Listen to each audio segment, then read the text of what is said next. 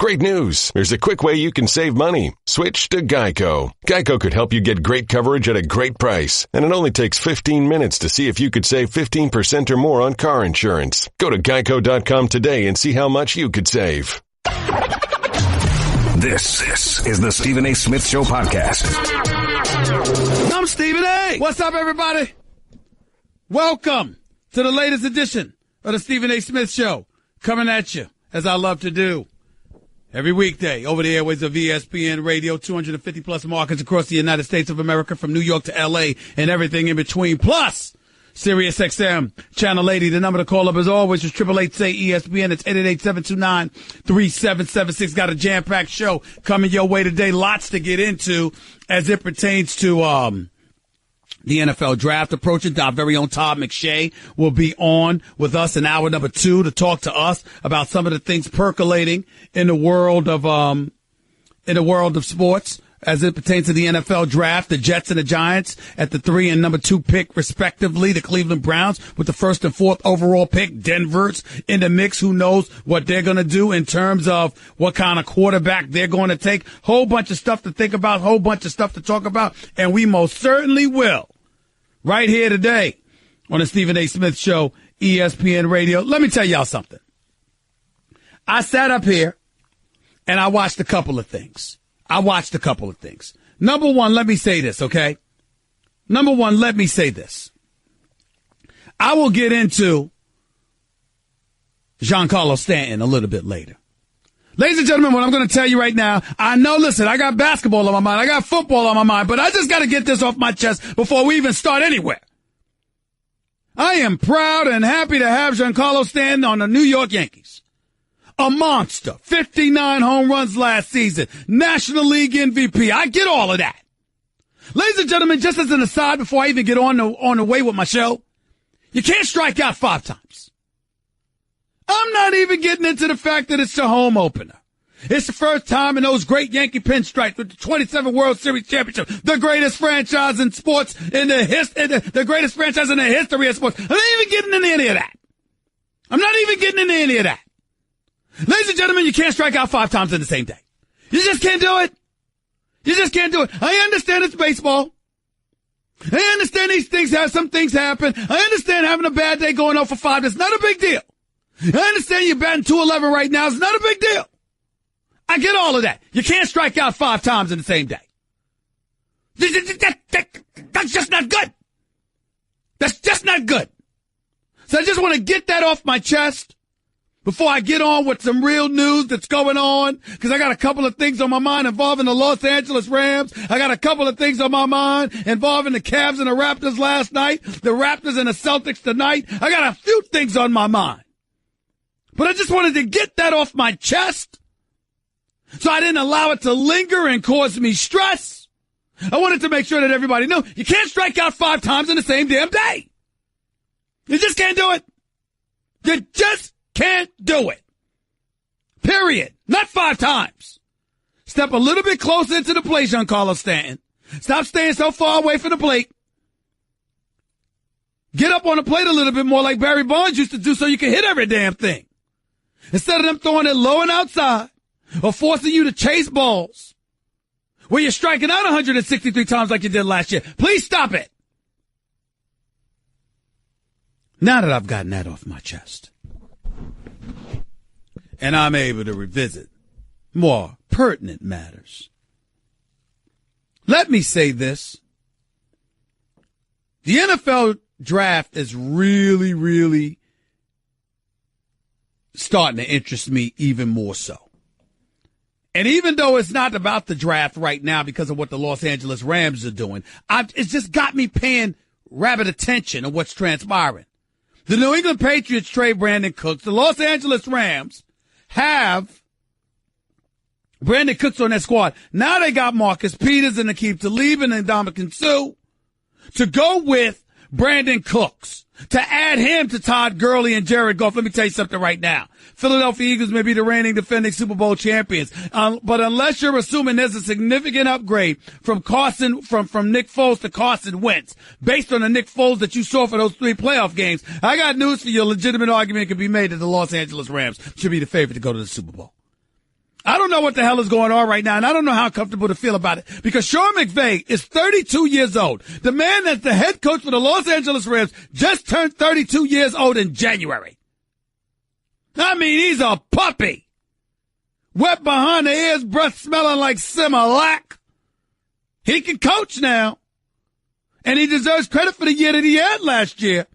But when you got a coach this young, you would think you're not just going for it all like they appear to be doing right now at this particular juncture, this particular moment in time. And I'm not necessarily knocking them for it. I'm simply making the point that if indeed you are the Los Angeles Rams franchise, I would sit up there and ask a very, very simple question. The kind of players that you're going with and the kind of players you're after, I got love for Aqib Talib. Marcus Peters may be a headache, but damn it, he can ball, get over it. And then Ndamukong Suh can be a stud, particularly when you put him on a line with Brockers and Aaron Donald, and I get all of that. But if it goes south for any reason, where are you at then? These are the kind of questions I've got about the Rams right now.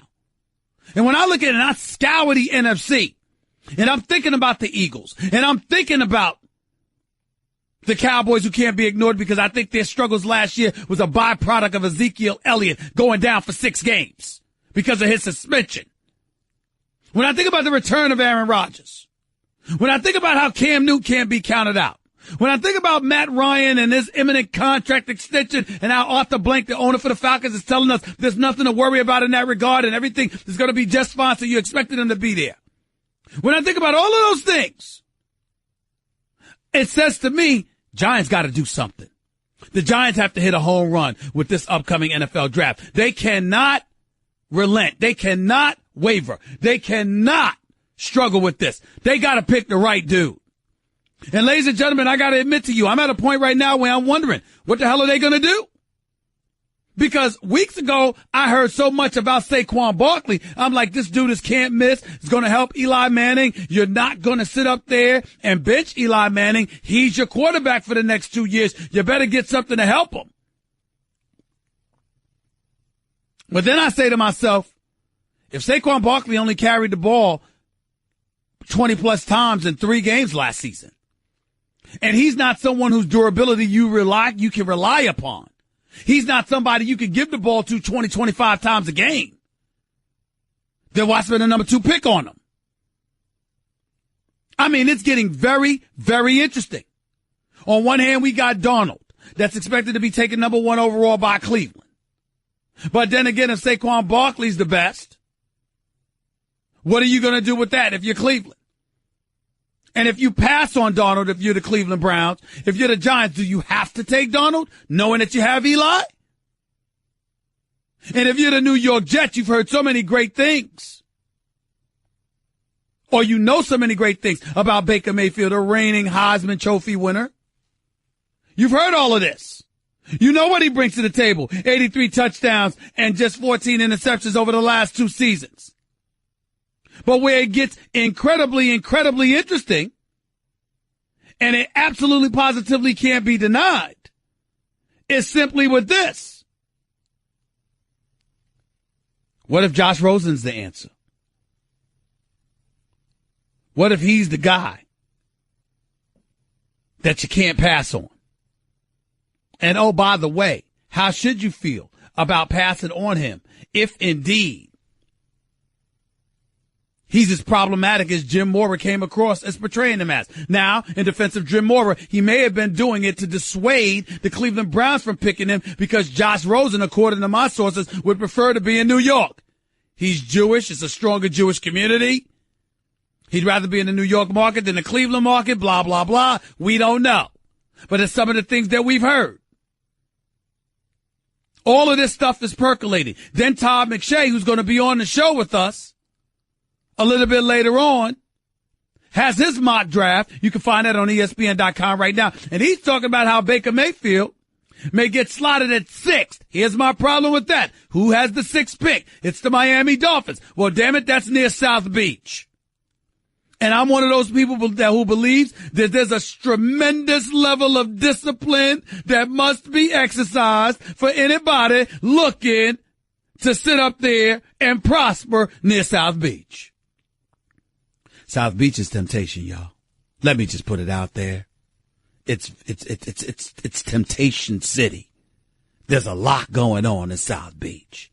It takes a special kind of young man to be able to deal with all the temptations that exist in South Beach. You can't just have anybody there. You can't just have a dude that, is accustomed to ingratiating himself with folks, is personable, is a bit eccentric, is talkative and loquacious, doesn't mind talking to the media, spouting off at the mouth. He's going to go on the field. He may ball, but in the same breath, as his star ascends, how will he react to all of that? These are all legitimate questions. New York, the bubble that it is why I would be a concern with that. South Beach, an entirely different scenario. New York is about activity, action, the bright lights of Broadway, the city that never sleeps. South Beach is an entirely different level of temptation. And it's very, very, very important to point that out and to dissect that when you're thinking about who your quarterback is going to be. Now, just a couple of years removed from giving Ryan Tannehill $65 million. These things are relevant because if you're the New York Jets, it's the kind of thing you got to think about. If you've got the number 3 pick, but there's speculation that the Dolphins might grab a quarterback at number 6, then it elevates the level of importance from the New York Jets to grab a quarterback at that 3rd slot. That's why you moved up from 6 to 3. That's why you moved up. Maybe I meant 5 instead of 6 or whatever the case may be, but if you're the Jets, you're at number 3. And if somebody within your division is going to grab one of those quarterbacks, it might elevate the importance for you to make sure you grab that quarterback instead of allowing them to do so. And that's where things get tricky. And that's the kind of stuff that the New York Jets have to pay attention to. There is no way around this, ladies and gentlemen. This stuff is getting tight. And it can't be ignored. And somehow, some way, you're the New York Giants, you're the New York Jets, you're going to have to figure it out. If you're the Rams, you've already figured it out. If you're the Cleveland Browns, it's more important to you than anybody that it gets figured out. No matter what way you slice it, this is what we're dealing with. This is what we're living with right here, right now. And I apologize for bringing up Miami. They're at number 11. Indianapolis is at number 6. But I'm just saying, these are the kind of things you got to think about if Miami's targeting a quarterback. If somebody within your conference is targeting another quarterback. If you're the New York Jets, you got to make sure you get it. All of that is stuff that's on our mind right now. 888-SAY-ESPN. It's 888-729-3776. Time for Straight Talk, brought to you by Straight Talk Wireless. Best phones, best networks, no contracts. One of the other things that took place was last night's basketball game with the Raptors and the Cleveland Cavaliers. Didn't I tell y'all? Didn't I tell y'all there was nothing to really be concerned about? I don't know how many times I got to explain this to people. Somehow, some way, y'all going to learn to listen to me. But if you are the Cleveland Browns, you got a lot to worry about. Let me assure you, the Toronto Raptors isn't one of those teams. I do not mean to be disrespectful in any way. I swear to you, I do not. But you cannot beat a LeBron James team when your best player is DeMar DeRozan. And it's not that DeMar DeRozan lacks talent, because he's a stud. And I have a lot of respect and admiration for him, his skill set, and what he brings to the table. My trepidation about DeMar DeRozan stems from one thing and one thing only. His size, the position that he plays, he doesn't have that strong of a perimeter shot. And if you don't have that, you're not beating LeBron James. I don't care what anybody says. They can slice it any way they want to. You're not beating LeBron James if you can't shoot the rock from long range. Kyle Lowry and DeMar DeRozan struggle come postseason time. And against LeBron and Cleveland, LeBron is their kryptonite. If Bradley Beal had a body like DeMar DeRozan, that height, that size, it would be more problematic for LeBron James. Because Bradley Beal can shoot. The problem is that DeMar DeRozan plays a similar position to LeBron, and when it's time, LeBron can clamp down on him. And I don't care what you're doing as a team, Toronto-wise, with this second unit, with what Masai Ujiri has built, along with Dwayne Casey coaching. It don't matter. It does not matter. In the end, what it comes down to, more than anything, is this reality. This team, this Toronto Raptors team, as formidable as they are, is tailor-made for LeBron James and the Cleveland Cavaliers. Boston missed a big-time opportunity last night losing to Milwaukee. They play the Raptors tonight. Because the Raptors had lost and Boston had won, Boston would have been a game out in the East for the number 1 seed, playing Toronto tonight. And that would have boded well for them. Unfortunately, it didn't work out that way. And because it did not work out that way, this is what you have. Toronto is the number 1, Boston is the number 2 seed, and that's probably the way that it will end. 888-SAY-ESPN, it's 888-729-3776. Ladies and gentlemen, I want to switch gears for a quick second here. Today is April 4th. It marks the 50th anniversary. It was 50 years to this day that Dr. Martin Luther King Jr. was assassinated. In today's New York Daily News, I cannot emphasize enough what an absolute outstanding column Caron J. Phillips, I hope I'm pronouncing his first name right, it's spelled C-A-R-R-O-N, Caron J. Phillips. I read him all the time, but I've never heard his name pronounced, so I hope I'm pronouncing his name correctly. If I didn't and he's listening, my apologies. But in today's New York Daily News, on the 50th anniversary of MLK's assassination, remember him for who he was and not as a prop to support flawed agendas. That is the headline. Written, highlighting a column written by Caron J. Phillips in today's New York Daily News. The column is nothing short of sensational. It's an absolutely outstanding column written by this man. And I would encourage everyone, and I do mean everyone, to go and read it in today's New York Daily News. Mr. Phillips starts off the column writing, on this day 50 years ago, an unarmed black man was shot to death by a white man. And it happened today. You would probably scroll past his name on one of your social media platforms, and it would look like this, hashtag Martin Luther King Jr. But he went on talking about how certain things are hypocritical. How it's a slap in the face to one of the greatest spirits to ever walk this earth. And when you listen to some of the things that he said, particularly a quote, because this relates to the Colin Kaepernicks of the world and beyond.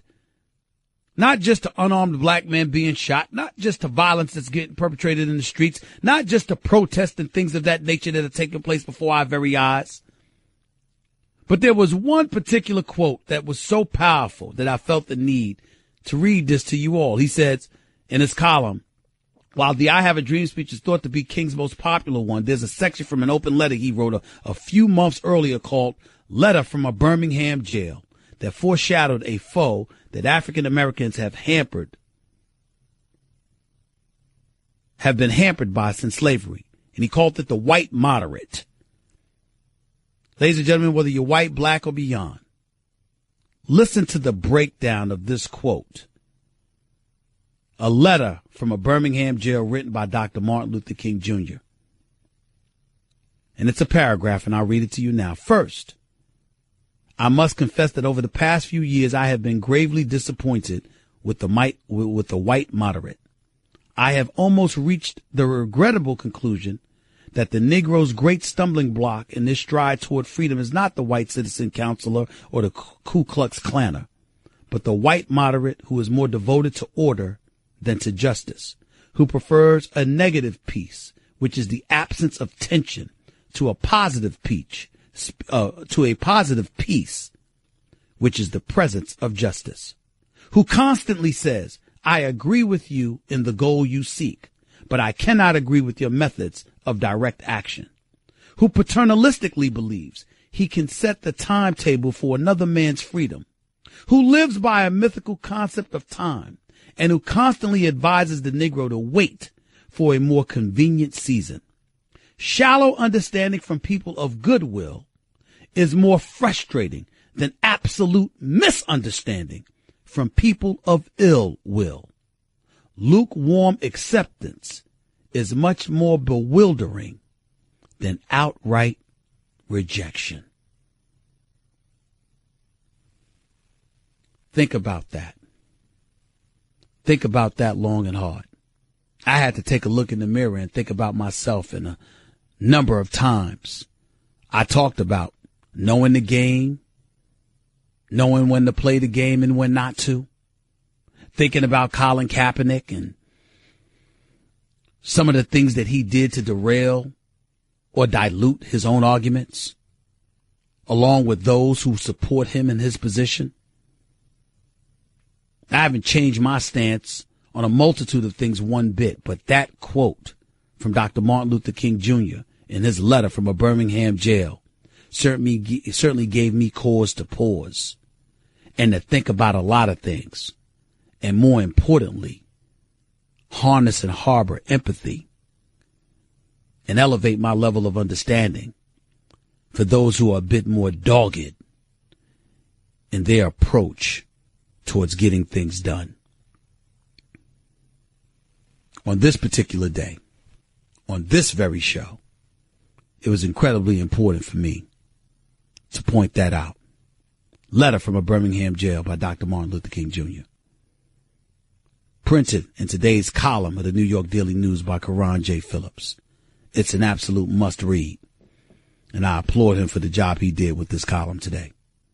888-SAY-ESPN. It's 888-729-3776. That was Straight Talk Wireless, nationwide coverage on America's largest and most dependable 4G LTE networks. You are listening live to the Stephen A. Smith Show. Don't touch that dial. I'm just getting started. Lots to talk about. NFL, NBA, and the 50th anniversary of the death of Dr. Martin Luther King Jr. All of that and more up next with Stephen A. on ESPN Radio. Everyone in the neighborhood knew about Bobby. Bobby, the basketball boy, they called him. Bobby wanted to go pro someday, so he was always out in the driveway shooting hoops. But one day, his mom came out and told him, "Hey, your wife wants you to take out the trash." His mom was visiting, and Bobby was a grown man. He had kind of missed his window. Plus, no one had ever seen him actually make a basket. But on the other hand, Bobby had heard how Geico could save him money on car insurance, so he switched and saved. So it was all good. You're listening to the Stephen A. Smith Show podcast. Welcome back to Stephen A. Smith Show right here on ESPN Radio. 888-SAY-ESPN. It's 888-729-3776. Got a few things to get into today. You heard what I had to say about the NFL. Giants and the Jets with the 2 and 3rd pick respectively. The Cleveland Browns with the 1st and 4th overall picks. Denver at number 5, Indianapolis at number 6, Miami looking to move up to get a quarterback. We talked about that. We talked about Donald and Rosen. We talked about LeBron and the Cavs going up against Toronto. We talked about powers in the East. Got stuff to get into in the Western Conference, and I'll save that for hour number 2 with the Warriors and the Rockets and everything else. I didn't even get into Canelo Alvarez backing out of the fight, knowing he's going to get suspended because of the Nevada State Athletic Commission's complaint against him after he tested positive twice in February. So the fight with Triple G and him is off for May 5th, Cinco de Mayo, but Triple G is going to fight somebody. And then, of course, Deontay Wilder, which I publicized yesterday right here on this radio show, willing to accept Anthony Joshua's challenge. Hopefully the promoters will not get in the way. Lots of stuff to think about as well. One of the other things that I wanted to talk about, and I wanted to say this again, and I said this yesterday, and I want to say this again.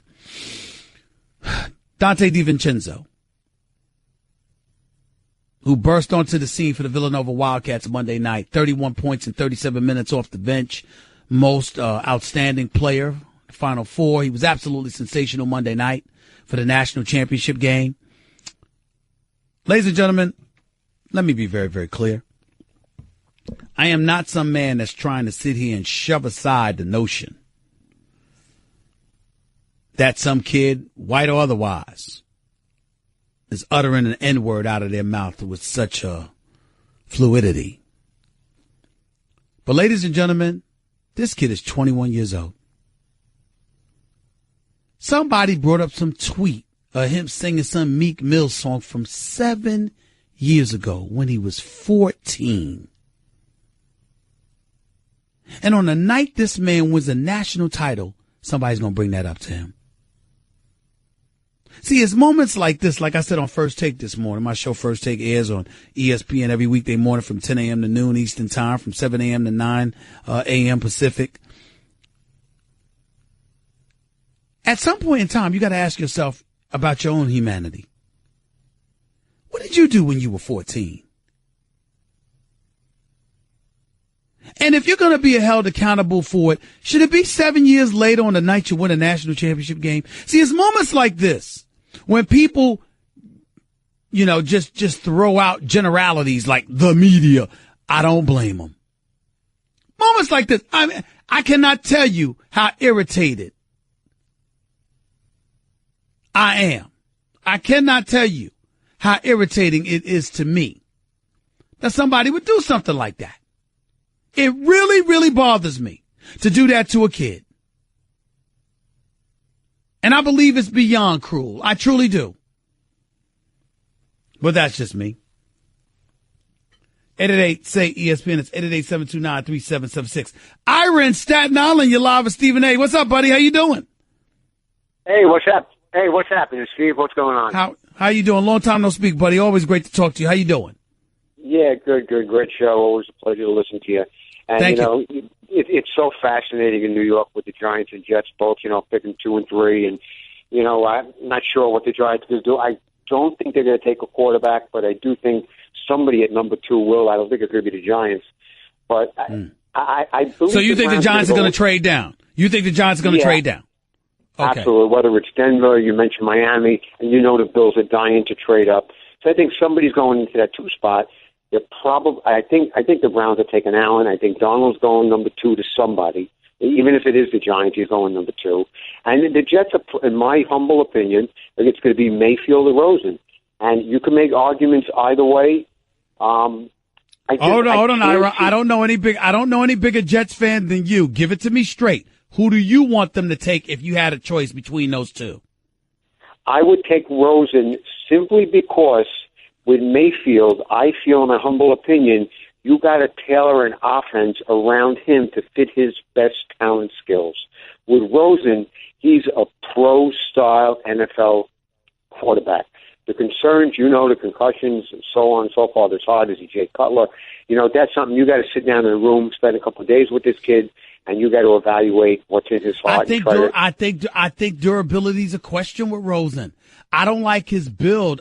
He worries me. He concerns me. I'm very, very concerned about Rosen when it comes to his durability, man. Once he gets hit by these NFL players, I think it's a concern, Ira.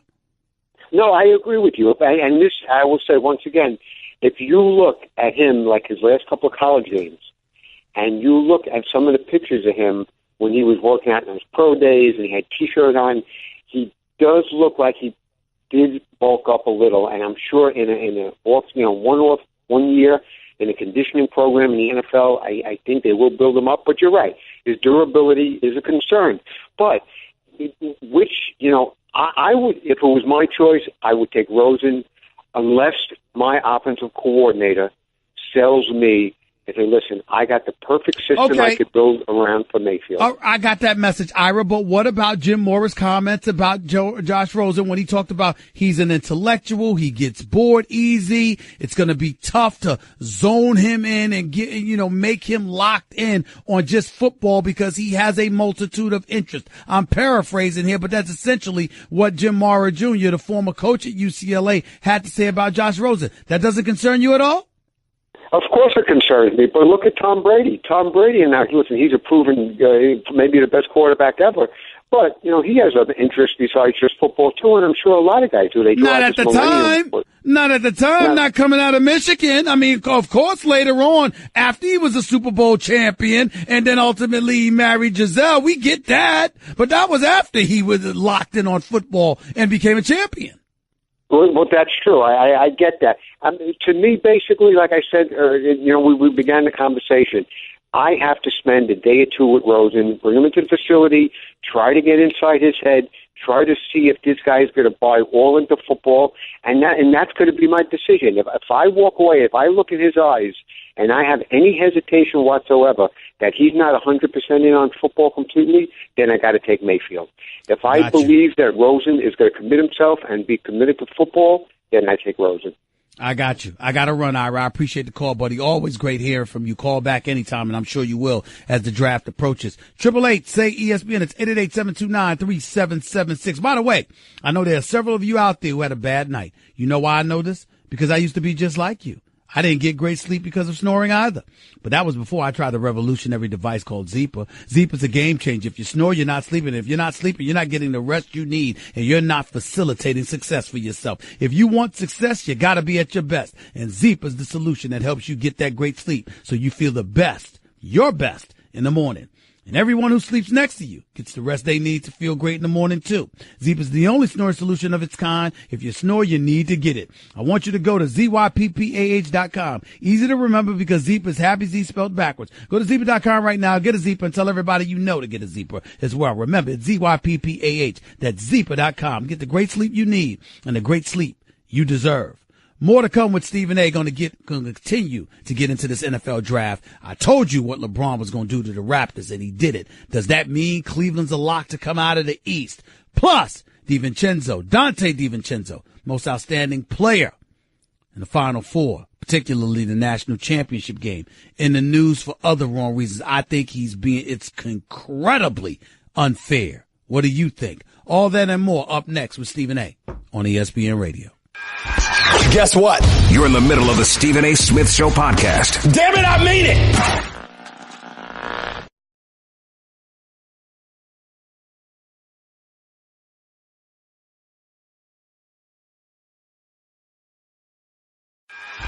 Guess what? You're in the middle of the Stephen A. Smith Show podcast. Damn it, I mean it!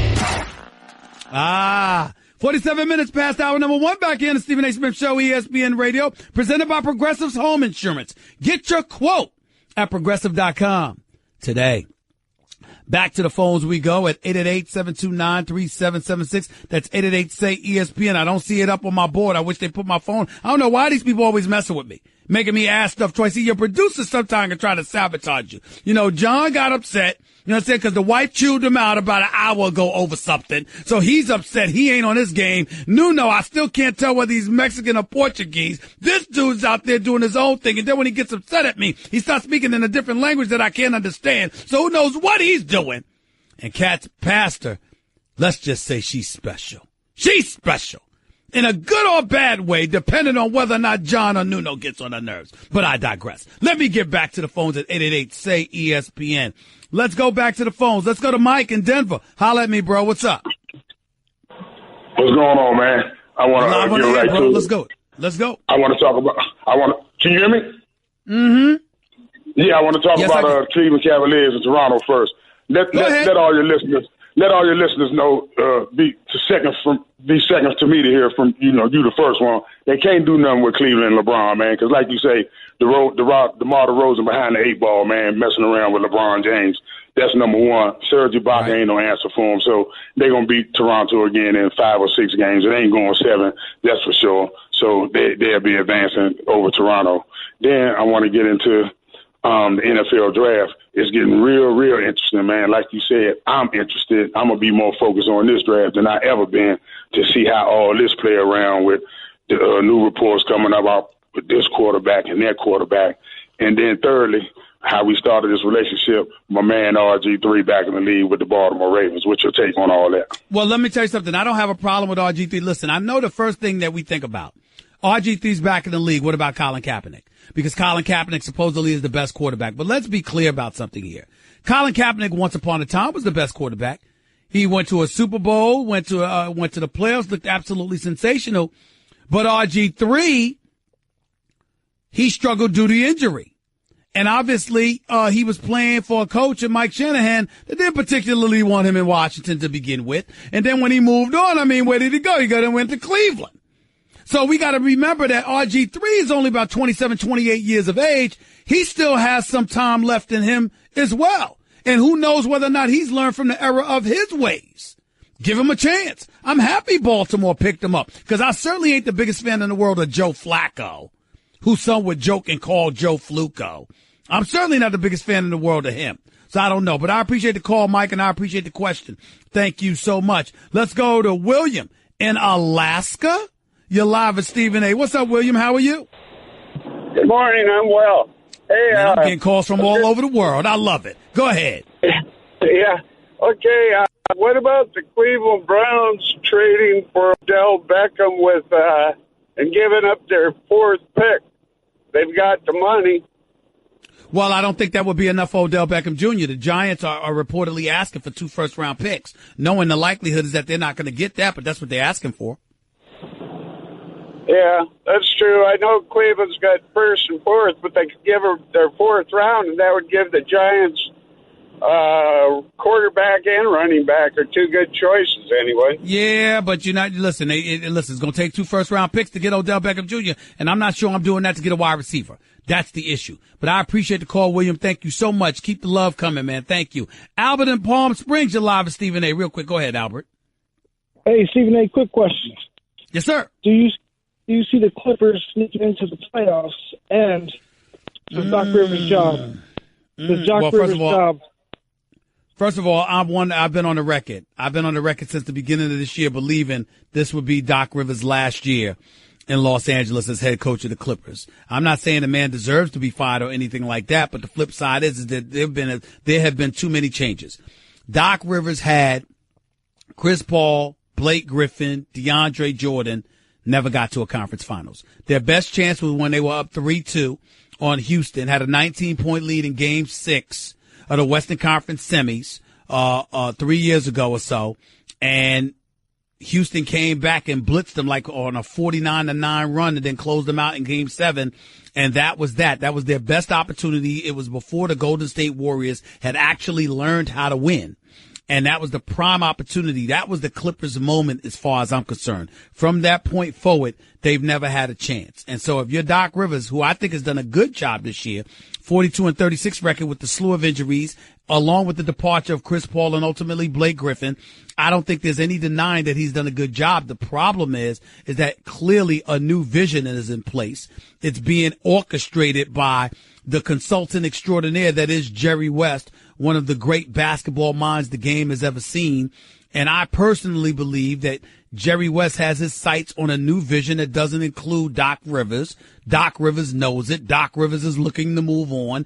And I think ultimately you'll see the parting of the ways. We don't know that that's going to happen. But if I had to guess, that would be my guess. I appreciate the call, Albert. Thank you so much. 888-SAY-ESPN. It's 888-729-3776. Hour number 2, Todd McShay, college football analyst and NFL draft expert extraordinaire. He will be on the show with us. Plus, we'll get into what transpired in the Western Conference. Plus, we'll get into a little boxing. The list goes on and on. It's Stephen A. in the house. What more do I need to say other than hour number 2 up next? That's just a sample of what you'll hear on the Stephen A. Smith Show.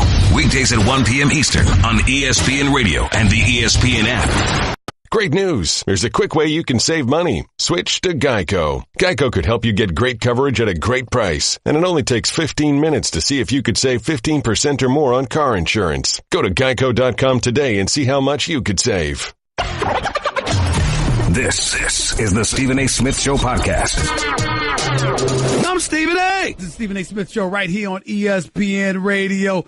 Get the feeling of being rewarded with gold status at Shell with the Fuel Rewards program. Download the Fuel Rewards app. Join and start saving 5 cents a gallon today. My honor and privilege to have my next guest on the show. College football analyst, NFL draft analyst, co-host of the First Draft podcast with Mel Kiper Jr. Who else am I talking about other than the great Todd McShay? Always an honor and privilege to have my man Todd McShay on the line with yours truly right now. Let me twist this up, Todd. Let me twist this up for you a little bit, okay? Because I know you get a cut to who's going number 1, who's going number 2, et cetera, et cetera. I got this on my mind right now. Let me twist this up a little bit. As the NFL draft approaches, if the New York Giants had the number 1 pick instead of the number 2 pick, who would they take in your estimation? I've heard a little bit of both. what I'm told is that Sam Darnold would likely be the pick at that number one spot. But again, I don't know who to trust at this point in the process. And I don't think, for the vast majority of teams, I don't think they've made a final decision on guys. Like, I think the Browns, all their scouts put in their information. They have draft meetings. They kind of put players in general areas they want, and then they revisit it. And then John Dorsey, the GM, is going to go sit down and he's going to look at more of the tape and take in all the information, and as good leaders do, make a decision with one or two of the top people in his organization, and that will be it, and it'll be late in the process. So to say that they would take Darnold and not take Allen if Darnold goes number one, or not take Rosen if Darnold goes number one, I can't say that's definitive. I've heard some of that speculation, but at the end of the day, I think I would personally take a quarterback here, because I'm going to assume as a GM, we're not picking at 2 anymore. We're going to keep getting better.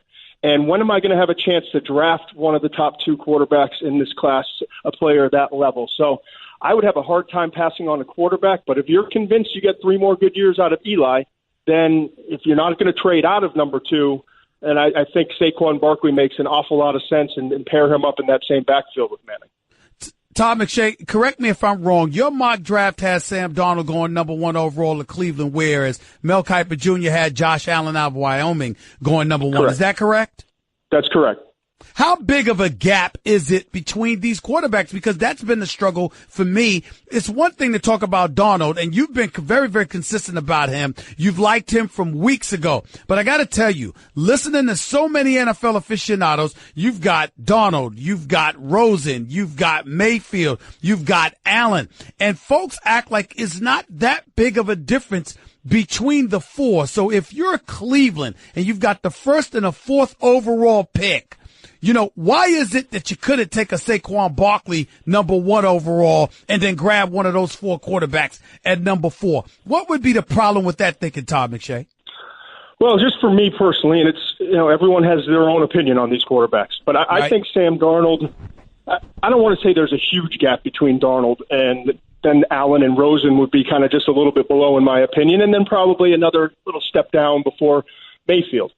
But I look at Sam Darnold and I see a quarterback who is the most complete of this group and can create and is a magician in the pocket and can throw it when his feet aren't right, when he's off balance, and can make plays.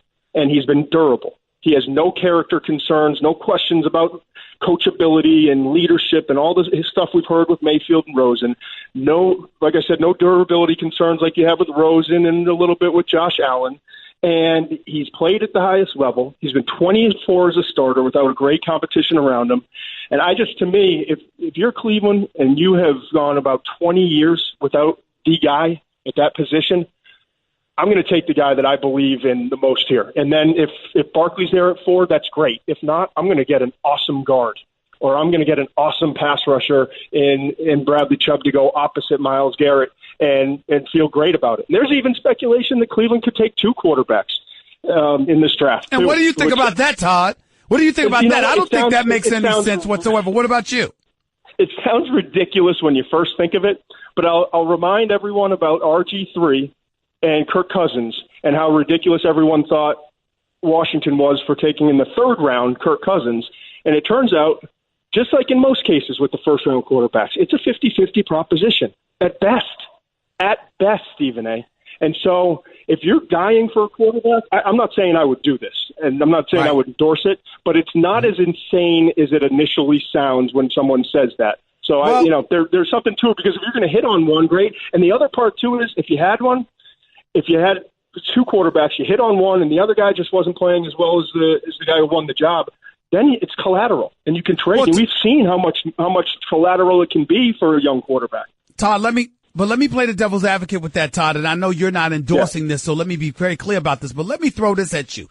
It'd be one thing when you take RG3 number 2 overall and thank goodness he seems to have a job. Baltimore signed him to a 1-year deal, but that's a story for another day. But you took RG3 with the number 2 overall pick. If you were Washington years ago, you took Kirk Cousins in the 3rd round.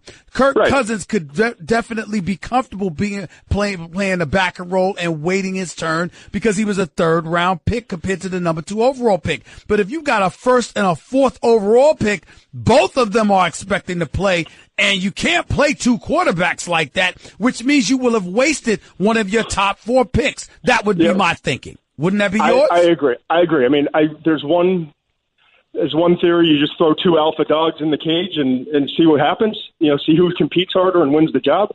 The other is, though, that are you stealing reps from one of them and an opportunity to learn more? So, I think the perfect scenario for Cleveland is take the quarterback at 1, and then you're going to get one of the 3 best players, elite players in this draft in Saquon Barkley, Quentin Nelson at the guard position, or Bradley Chubb at defensive end, and you still have 3 more picks in the second round to go maybe draft if you want a Mason Rudolph or another quarterback and address some other positions. So they're in great shape to turn things around really quickly if they handle this well and they hit on even 3 out of their, or 3 or 4 out of their 5 picks in the first 2 rounds.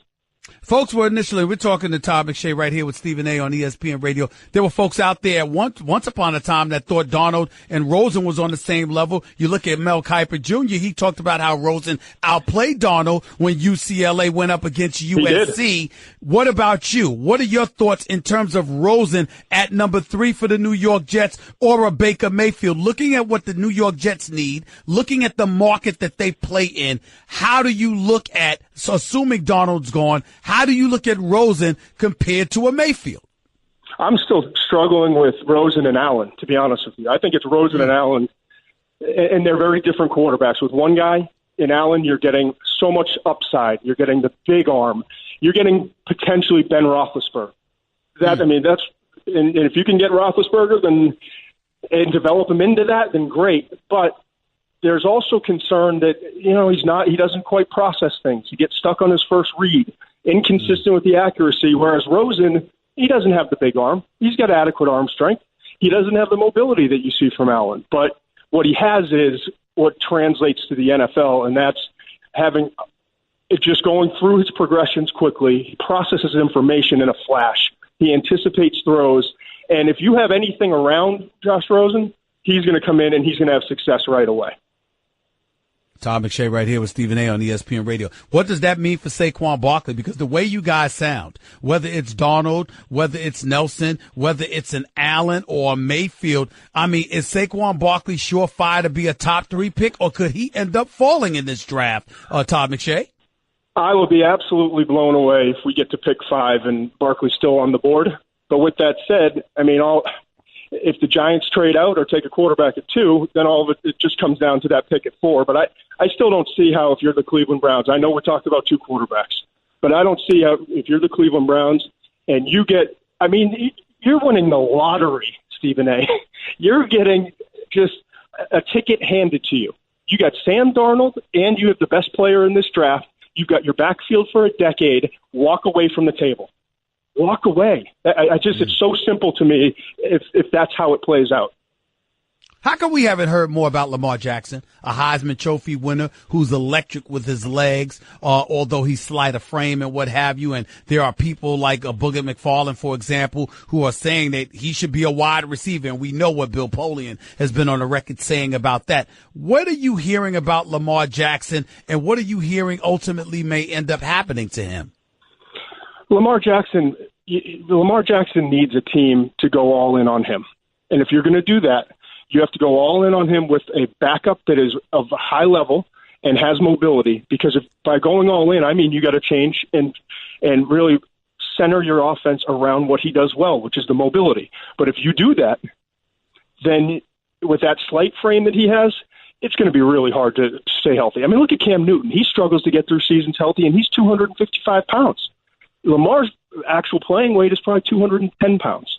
So I think that's kind of the big struggle with him. And then figuring out a team that really wants to go all in and do it the right way, build everything around how he processes information, how he plays the game, a little bit like Bill O'Brien did in Houston last year with Deshaun Watson. Because ultimately, you got to go all in on this guy because he's the most electrifying player in college football the last 2 years when the ball's in his hands.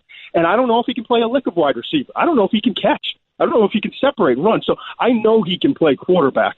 I'm bringing him in, and I'm going to play him at quarterback, but I've got to do it where I'm not forcing him on the field immediately. And I've got to do it with a creative offensive mind, and I've got to do it with the right personnel backing him up, because I have to assume he's going to miss time each and every year because of that frame. Todd McShay, always appreciate the great work. Keep it up, buddy. You know I can't wait to see you as this draft approaches. Thanks so much, my man. Talk to you soon. Thank you. This is the Stephen A. Smith Show, brought to you by Credit Karma. Get your truly free credit scores and free credit monitoring from Credit Karma today. Credit Karma. Get knowing. That was the great Todd McShay, NFL draft analyst extraordinaire, right here with Stephen A. on ESPN Radio. And I get his points on everything. The one thing that threw me off was Lamar Jackson. I don't, when you talk about Lamar Jackson out of Louisville, ladies and gentlemen, I'm not of that mindset. You know what? Okay, draft him, but have a real quality backup guy. And, you know, you draft him, he's the guy, and you're making sure that you got the right support system around him, whatever the case may be. Look, if he ain't ready, he ain't ready. Let him be the backup. But give him a chance to be a quarterback before you want to delegate him to being a wide receiver. He had, in today's NFL, this ain't the 70s. In today's NFL, where the ability to run with the football is incredibly important, and being that dual threat is incredibly important, give him an opportunity to showcase what he can do at the quarterback position. And then if that's not the case, okay, then we got another Terrell Pryor on our hands, who was a quarterback in college at Ohio State, but clearly better as a wide receiver on the NFL level. But give him a chance. I don't think Lamar Jackson is one of those individuals that shouldn't be given the opportunity to showcase what he can do. I think it's very, very important to give him that opportunity, to let him showcase what he's about, what he can do, what he brings to the table, etc. That would just be my thinking. That's just where I'm at with it. 888-SAY-ESPN. It's 888-729-3776. Doug in New Jersey, you're live with Stephen A. Talk to me. Hey, Stephen A. My name is Doug Sittel, Sittel on Google. I'm calling from Trenton Hospital. Why would I need to know your last name and particularly how it's spelled for a radio show? Why would that be important? Hello? Oh, he's not listening?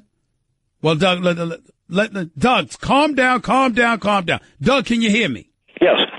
Yeah, you can't just keep talking because remember, it's a slight delay.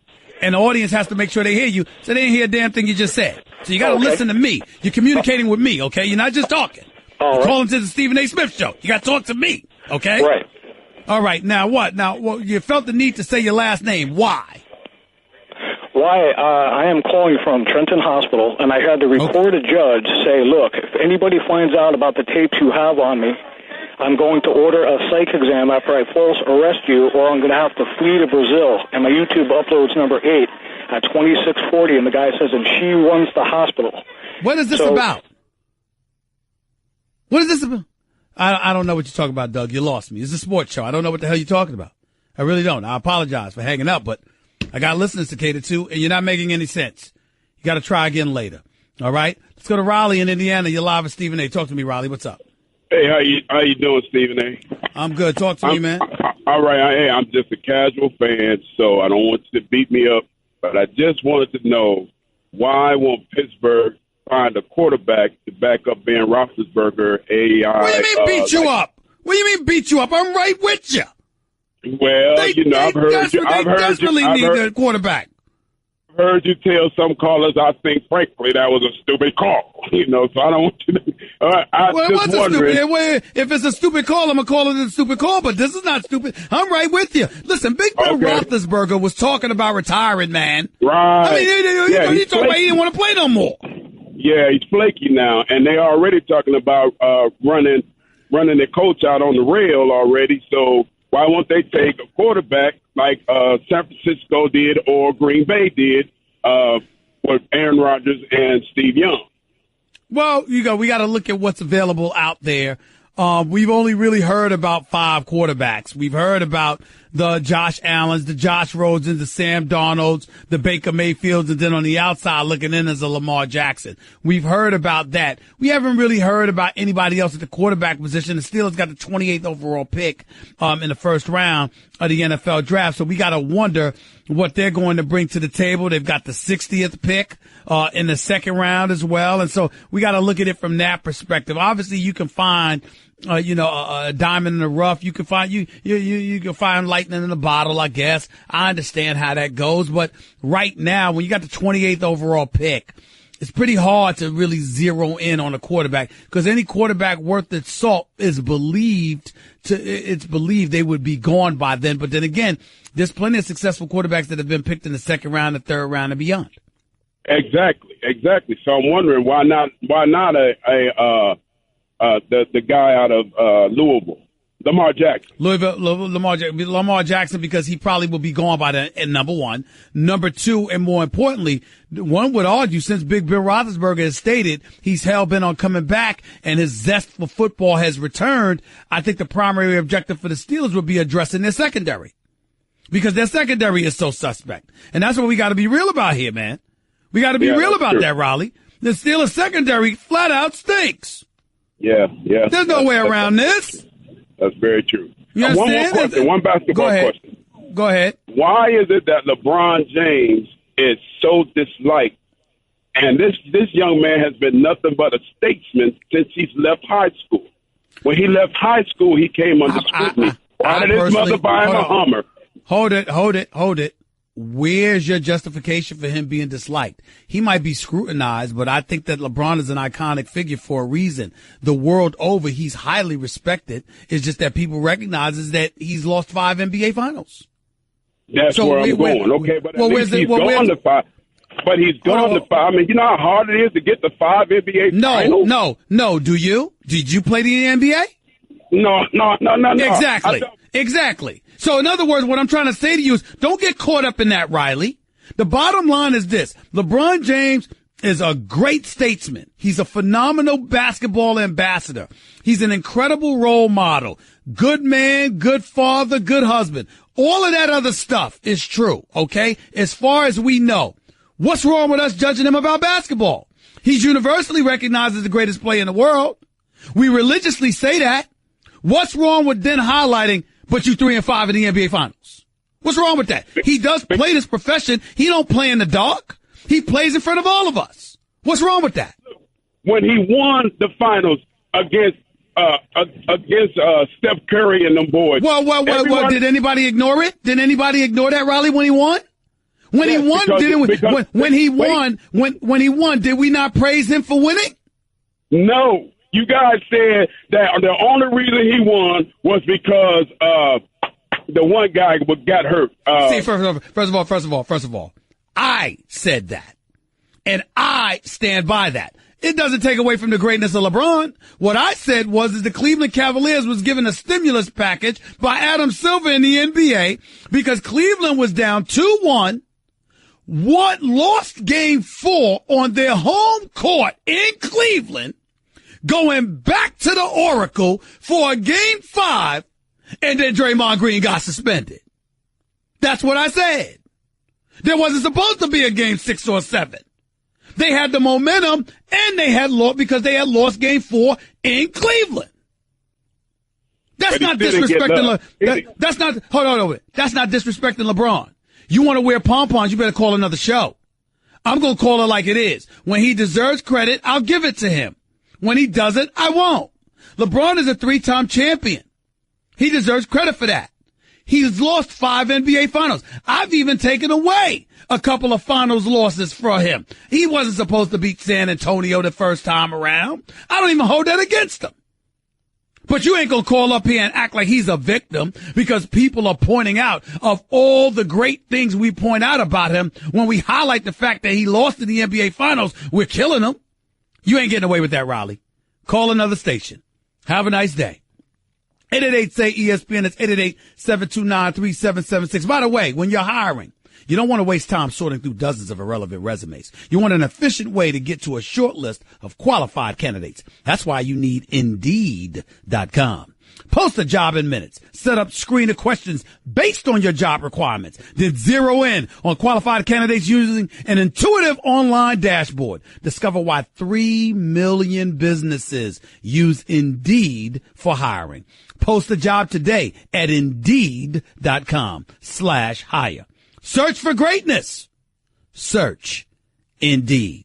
888-SAY-ESPN. It's 888-729-3776. We'll continue talking about some NBA stuff. I got to get into something that I saw last night with the OKC Thunder against the Golden State Warriors. I also got to get a little bit into Triple G.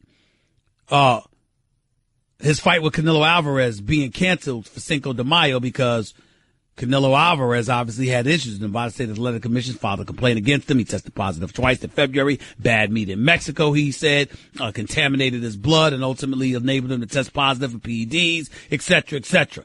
In the end, how good or bad is this for boxing? Anthony Joshua challenging Deontay Wilder after his 12-round decision win Saturday night in the UK. Deontay Wilder has gladly accepted. The only thing standing in the way of the promoters. What about that? Plus, the Houston Rockets. I know there's a lot of people that think they can beat the Golden State Warriors. What I find hard to believe is that there are people who are actually saying they deserve to be the favorites. All that plus some NFL draft stuff coming up as the show continues right here with Stephen A. on ESPN Radio. I just saved hundreds of dollars by switching to Geico. I feel like a whole new person. Disclaimer, you will not become a whole new person. This is impossible. You might be able to join a gym or diet program, buy a new wardrobe, get hair implants, but your DNA and physical form will remain the same. Geico waives any and all liability if you attempt to become a new person, except a cyborg. If you choose to become a half-human, half-cybernetic organism with lasers for eyes, the Geico legal team would be cool with that, because, quote, laser eyes are pretty sweet. Pew, pew, pew, end quote. Geico. 15 minutes could save you 15% or more. You're listening to the Stephen A. Smith Show podcast. Dante DiVincenzo has made himself some money. Basically, that would be a way of encouraging him to come out in the draft and get that money. The interesting part about it is that if he comes back to school and Jalen Brunson and Bridges leave for the NBA, I mean, the show is going to be Dante DiVincenzo's. He's going to be the man. Probably be a lottery pick after that. Continues this kind of play that he's been putting forth. That's one thing to point to. The other thing to point to is this. One of the things you got to think about, because it makes me think about Josh Rosen and the Jets. Josh Rosen out of the UCLA who could potentially land with a number 3 spot at the Jets. Folks talk about his intellect, his intelligence. I think his grandparents are the founders of Walmart or something. I don't know what it is. But I will tell you he's well-to-do. Affluency has been attached to his lifestyle. So because of that, one would argue that there's no level of urgency. Because no matter what, he's going to be just fine. That's what they'll say. And I guess my response to that would be, okay, so should you take him with the number 3 overall pick? If there's a question about his level of urgency. It's all an interesting point to take. No question. 888-SAY-ESPN. Let's go back to the phones. Let's go to, let's see here. Let's go to LJ in Houston. You're live with Stephen A. What's up? What's going on, Stephen A? I got a couple questions for you, man. Go ahead. Couple months ago, you said that the rumors was coming out that LeBron could possibly sign with the Rockets, and you said they were either going to get one or the other, LeBron or DeAndre. Do you still believe that theory? DeAndre Jordan? Yes. I think that if DeAndre Jordan had his druthers, he'd end up in Houston. I don't know why they would need him with Clint Capella playing the way that he's playing, but nevertheless, that's what I heard. Okay, well, that's a good theory because I'm hoping we get one or the other. No theory. I'm not engaging in theories. If I was engaging in a theory, I'd say so. I'm just telling you what they said. Whether it's true or not remains to be seen. I'm not a beat writer on the job, looking for who's getting traded where every single day. I host a television and a national radio show. So I'm not on it the way Wojnarowski and others are on it. I used to do that. Very, very successful at doing it for 15 years. But I've graduated from that point years ago. So I don't have to pursue those stories like that. But that's what I've heard. Okay. Well, let me throw something else out to you. I got my first team All-NBA. I want to see if you agree with it. Damian Lillard, James Harden, LeBron, Greek Freak, Anthony Davis.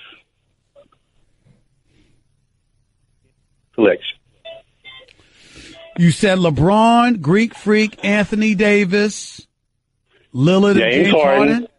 And yes. Okay, I wouldn't dispute that. Here's the only reason why. Steph Curry and Kevin Durant have missed games. Yes, exactly. Steph Curry has missed more games. I would sit up there and tell you that I'm inclined to put Kevin Durant ahead of the Greek Freak, but he's missed his share of games as well. So I don't have a problem with it. I don't think your list can be argued with. I think your list is viable, but it's not based on who's the best or based on talent. It's based on that plus availability. And those guys that you have on a list have been vastly more available than the other guys. So I would give you that. Awesome. That's all I wanted to know, Stephen A. You have a good day. You do the same. Let's go to Pat in St. Louis. You're live with Stephen A. Talk to me, Pat. Thanks for taking my call. I'm glad this Draymond Green thing was brought up again. Now, Stephen, let me get this off first. This what surprises me about you, the way you say you're a Rough Rider and you just come straight, no nonsense. I understand that he got thrown out of Game 4. I was suspended for Game 5. I understand that. But they had Game 5 at home. Pause. Let me alert my audience to what you're talking about. You're talking about to a couple of years ago when Cleveland overcame a 3-1 deficit and beat the Golden State Warriors in the NBA Finals for LeBron to capture a championship for the city of Cleveland for the first time in 52 years. They beat the 73-9 Golden State Warriors after Draymond Green had got suspended for Game 5, even though he came back for Game 6 and Game 7. That's what you're talking about. Now go ahead. Yes, I'm sorry. Thanks for clearing that up. So that's my whole point is that, again, we don't give LeBron James a pass. We just don't. And that's okay. Okay, he's got 5 losses under his belt, and that's okay. But my bottom line is, you got it, and I'm going to say it like you would say it. 73-9, the best record in the history of the game. You get Draymond Green back for Game 6, and now you're at home. Game 7, the biggest game of the year, close it out, full roster, and you don't win. As you would say, that's blasphemous. You got to get it done, and the Golden State Warriors didn't do it. Let me respond to you, Pat. Let me respond to you while I have you on the line. LeBron James, remember, they lost the first 2 games. First of all, when they lost years ago, remember the year before when they had lost that series to Golden State? Huh, Pat? 4 and 6, right. Right. Did anybody blame LeBron then? Nobody blamed him. He didn't have Kyrie. He didn't have Kyrie, and he didn't have Kevin Love. And a little bit of a pass, not a whole lot still, because we still count it. No. You can't say a little bit, because there were people that were talking about he was like Jerry West. He deserved the MVP of the finals, even though they had lost, because that's how fantastic he was. We understood that. The next year, you weren't just down 2-0 by losing to Golden State at the Oracle. You came back, you win Game 3, but you lose Game 4 in Cleveland. So the momentum is in Golden State's favor, and they're about to repeat and win this series 4-1, which was good for nobody. Wasn't good for the league, wasn't good for ratings, wasn't good for anything. Okay? And then Adam Silver and the league office gives the LeBron in Cleveland a stimulus package. They suspend Draymond Green. The game he suspended, Bogut, your rim protector, along with Iguodala, your 6th man, both get hurt. Both of them get hurt. Game 6, they're hobbled, can barely play. Game 7, Bogut doesn't play. Iguodala's hobbled. Steph Curry had been hobbled the whole time. So I look at all of that. It ain't just about Draymond Green getting suspended for Game 5. It's what happened in Game 5 when he was out. And that's what I think you're ignoring. Was in Cleveland, and LeBron James lost Game 7 in Cleveland, 73-9, and they were still gimpy, but still they were there. Would we give LeBron James a pass? Now, be real, man. No, we wouldn't. We definitely wouldn't. But you know why we wouldn't? Because he's the best in the world. And nobody was saying any of that about Golden State. They were saying that about them collectively, but nobody was calling them the best in the world. I hear you. And that's the difference. That's my position, but I appreciate the call, and I appreciate the debate. Thank you very, very much. It's much appreciated. Let's go to Art in Houston. You're live with Stephen A. Talk to me, man. Hey, how you doing, Stephen A? It was very nice words. Very nice monologue you did in the opening about Dr. King. That was very nice. Well said. What I wanted to ask you is, how bad do you think it's going to hurt Canelo's reputation with him withdrawing from this fight? I think it's going to hurt him to some degree because he's going to be watched. No question about it. But you want me to tell you what I think will resurrect it? If he subjects himself to the appropriate level of testing, he passed all the requisite tests, and then goes in and knocks out Triple G once they fight in September or beyond. That would offset the suspension. And you also got to remember something. He took a substance, he attributed it to bad meat. It's entirely different than Antonio Margarito years ago when he had his tape hardened like a cast and he had fought against Sugar Shane, and people believed that he did the same thing when he beat up Miguel Cotto, that he had cheated. That's the kind of stuff that's criminal. To me, Margarito should have been arrested because of that. In the case of Canelo Alvarez, you know what? Listen, it depends on how much of a sample, he tested positive for or whatever, but this is not a good look for him. But if he avenges the situation by coming back clean and knocking out Triple G, I think that would offset everything. That is true. Winning makes people have a short memory. The second thing I want to talk to you about, I know it's early in the season, but do you still think your Yankees are ready for the Astros? No.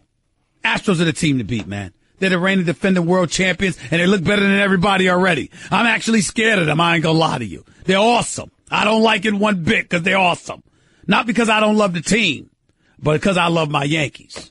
And by the way, Correa, incredible decision making. He's the guy that proposed after the World Series last year, right? So he proposed to? Incredible decision making. Incredible. Your call to close out the show in a minute with Stephen A. on ESPN Radio. Guess what? You're in the middle of the Stephen A. Smith Show podcast. Damn it, I mean it.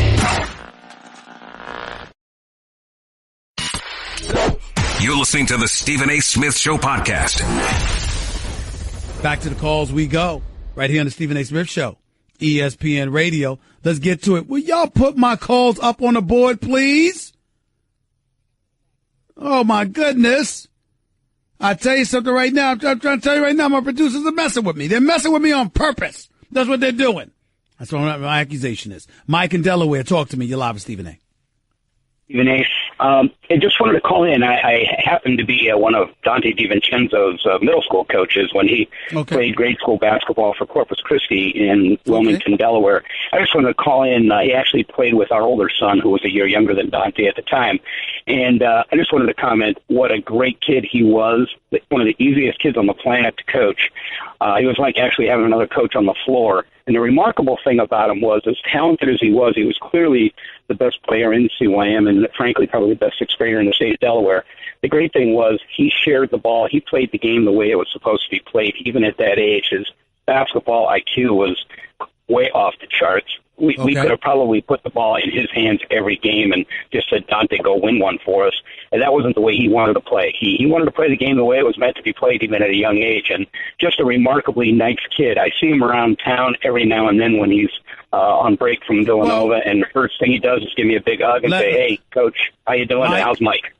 Mike, let me interrupt you. I appreciate your comments about Dante DiVincenzo, but you don't have to call up to this show to defend him. The man, listen, he is an outstanding player. He played sensational basketball, and I know that he's in the news for other reasons right now, but I don't want to hear that garbage from other people. The kid was 14 years old, spewing rap lyrics, and for him to even be asked about that, and for this, for anything other than his outstanding performance in a national championship game Monday night to be any kind of a story is an absolute travesty and incredibly unfair to him or any young man for that matter that's in that kind of position where something that transpired 7 years ago when he was 14 years old spewing rap lyrics from a Meek Mill album is utterly ridiculous, sir. So I appreciate your comments. I truly do, Mike, but I want you to know it's unnecessary in this particular situation. I congratulate the kid, and I wish him nothing but a prosperous future. Okay? So I just felt like I wanted to call in and say that he was, at the youngest of ages, he was a great kid, very respectful. I understand. I understand, and I appreciate that. It's very kind of you to do it, but it shouldn't be necessary. We should be praising this kid for how he performed Monday night, and that should be the story. Thank you so much for the call. Let's go to Chris in Missouri. You're live with Stephen A. Go ahead, Chris. Hey, first-time caller. I was just wondering, this whole draft has been about the quarterbacks. Why has Mason Rudolph been left out of this discussion? I don't know. They haven't been saying a lot about him. They haven't been. I don't know. I honestly, God, don't know the answer to that question. I wish I did. I haven't seen much of him, so the only thing I can surmise is that they don't think that much of him. Why? Do you think a lot of him? Yeah, obviously I'm going to be a little bit biased. I'm an Oklahoma State fan, but I've watched him for 4 years. He's been very consistent. He led the league in passing last year. I think he's been hurt one time out of those 4 years. He has arguably the best deep ball, I think, out of all the quarterbacks. He's got a big NFL-type frame, and every time we hear about these quarterbacks, I'm a little bit hurt about it. He completed 65% of his passes, threw for nearly 5,000 yards last season, 37 touchdowns, 9 interceptions. You might have a point there. He's 6'5", 230. That's an NFL body for a quarterback. You might have a point. I got to ask Todd McShay and Mel Kiper Jr. about that one. I got to ask him, Chris, okay? Thanks a lot. Bernard in Detroit, real quick. You're live with Stephen A. You got about 30 seconds. Go ahead. Hey, Stephen A., I just had a question about the NFL draft. I want to know what you thought. I think that the Lions are sitting on the 20th pick right now. I think they need to trade up to get Barkley. We haven't had a 100-yard rushing game. I agree with that, but what you going to do? How you going to pull that off? What you going to move to get him? You know what I'm saying? Amir Abdullah? What you going to do? Theo Riddick? I mean, who's going to move? Who's going to allow you to move up to get Saquon Barkley for the pieces that you have? What do you have to give real quick? The front office, I'm not sure. They need to make it happen. I mean, they already let go Eric Ebron. Barkley can catch in the backfield. That solves a couple problems right there. I honestly speaking, I don't think you have enough to move up to get Saquon Barkley. That's the issue. You got to find another running back. I mean, Saquon Barkley's big time. Of course y'all could utilize him. Of course you need a running back behind Matthew Stafford. But in the end, what it comes down to, Bernard, is that I don't believe you have enough to move up. Cleveland and New England are the two teams in position, versatile enough to make things happen because of the picks that they have available to them. Nobody has said that about the Detroit Lions, and I don't believe it to be true. And by the way, you just hired a defensive guy to be your head coach. So I don't even know if you're thinking the way you're supposed to be thinking. But I'll talk to y'all later. I'm signing off for now. This is Stephen A. signing off. Peace and love, everybody. Talk to you. That's just a sample of what you'll hear on the Stephen A. Smith Show. Weekdays at 1 p.m. Eastern on ESPN Radio and the ESPN app.